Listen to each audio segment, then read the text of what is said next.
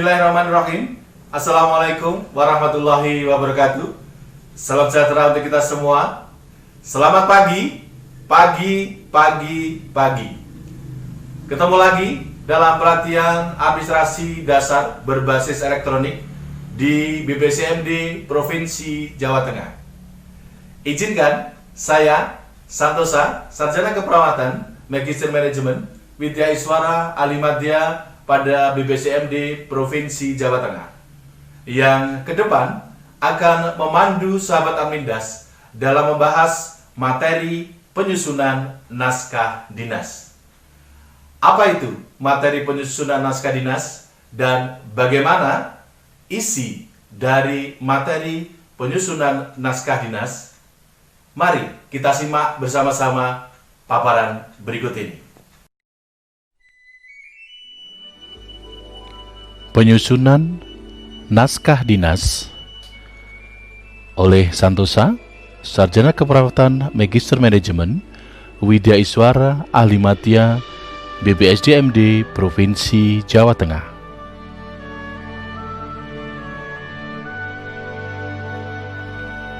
Tujuan pembelajaran pada materi ini, peserta diharapkan mampu memahami jenis naskah dinas. Yang kedua, peserta mampu menyusun naskah dinas dengan baik dan benar. Yang ketiga, peserta memahami kewenangan penandatanganan naskah dinas. Konseptual. Berdasarkan Peraturan Gubernur Jawa Tengah Nomor 29 Tahun 2012 tentang tata naskah dinas di lingkungan pemerintahan Provinsi Jawa Tengah, menjelaskan bahwa definisi dari tata naskah dinas adalah pengelolaan informasi tertulis yang meliputi pengaturan jenis, format, penyiapan, pengamanan, pengabsahan, distribusi, dan penyimpanan naskah dinas serta media yang digunakan dalam komunikasi kedinasan.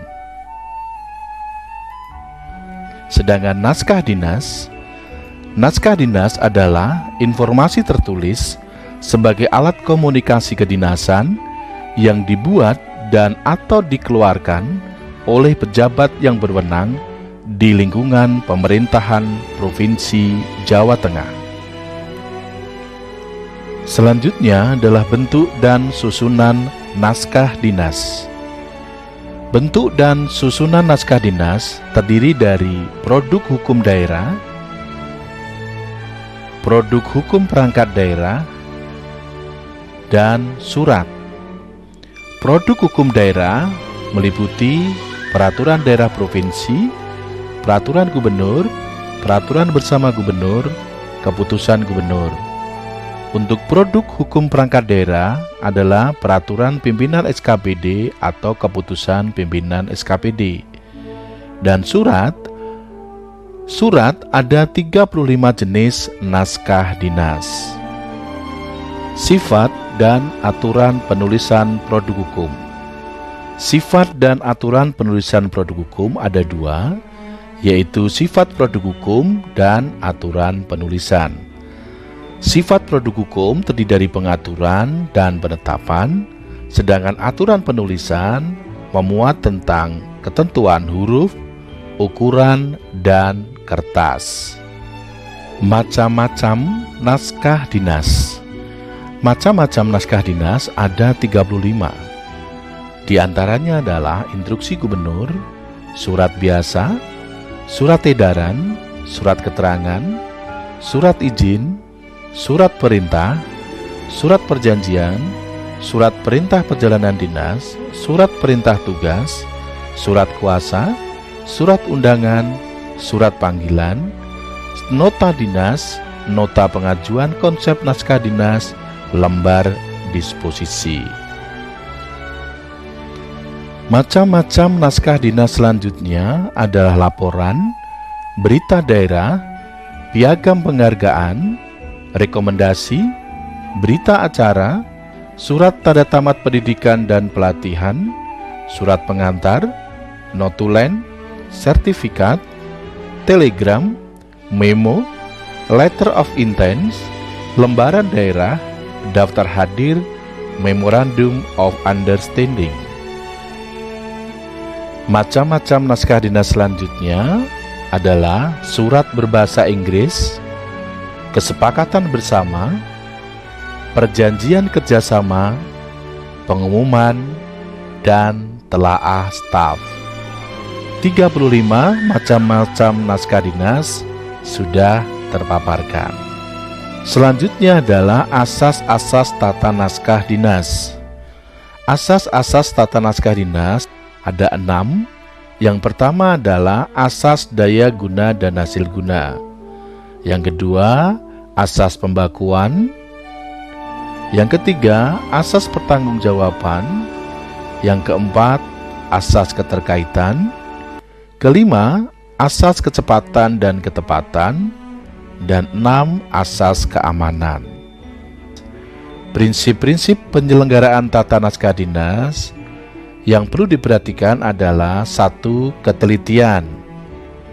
Yang kedua, kejelasan. Yang ketiga, singkat dan padat. Yang keempat adalah logis dan meyakinkan. Selanjutnya adalah tingkat keaslian naskah dinas. Dikatakan asli jika ada tanda tangan pejabat yang berwenang dan cap dinas.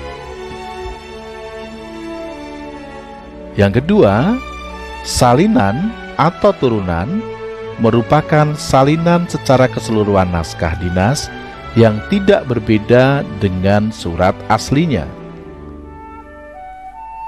Petikan. Petikan adalah salinan dari keputusan yang hanya memuat bagian-bagian yang perlu untuk diketahui oleh pihak yang berkepentingan. Tembusan. Tembusan adalah hasil penggandaan naskah dinas yang harus disampaikan kepada pihak lain sesuai dengan yang tertera dalam naskah dinas dan bersifat pemberitahuan. Kategori tingkat keamanan dan penyampaian.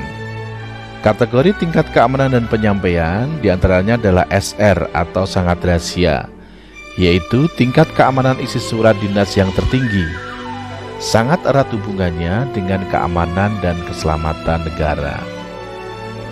R atau rahasia, tingkat keamanan isi surat dinas yang berhubungan erat dengan keamanan dan keselamatan negara.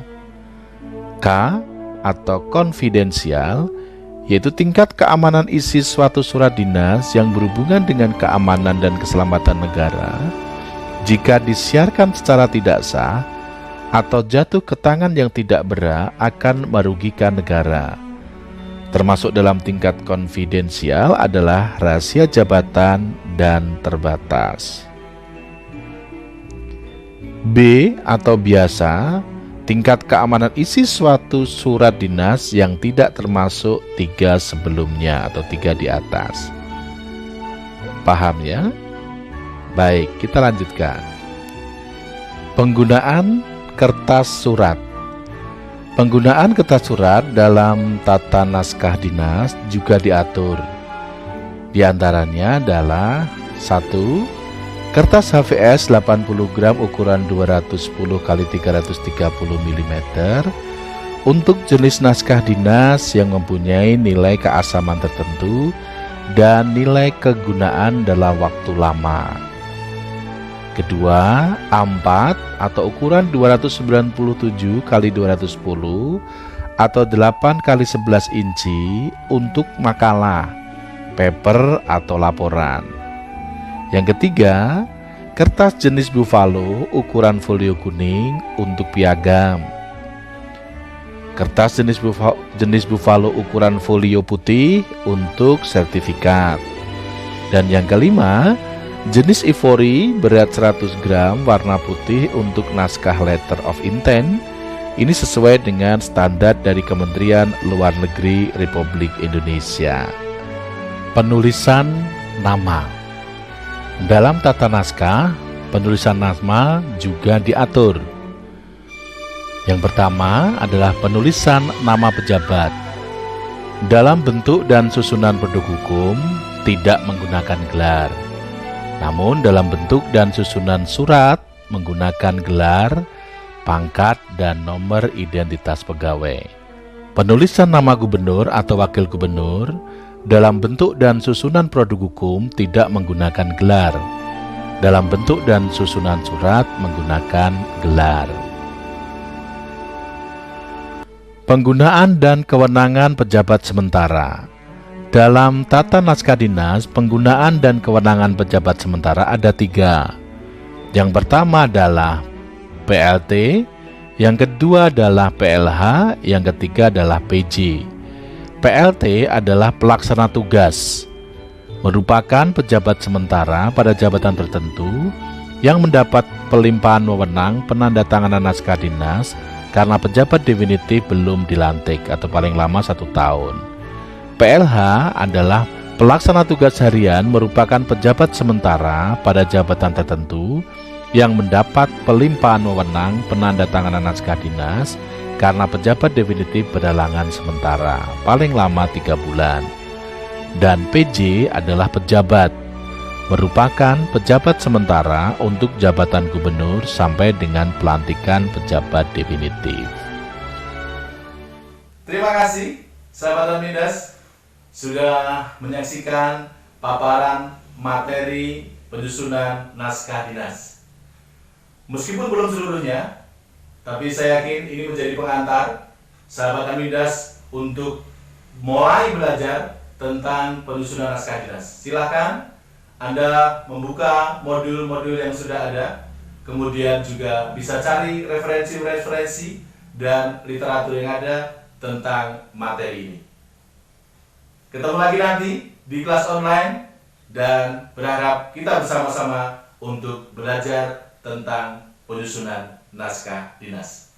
Sekian, salam sukses sangat mulia, selamat berproses. Wassalamualaikum warahmatullahi wabarakatuh.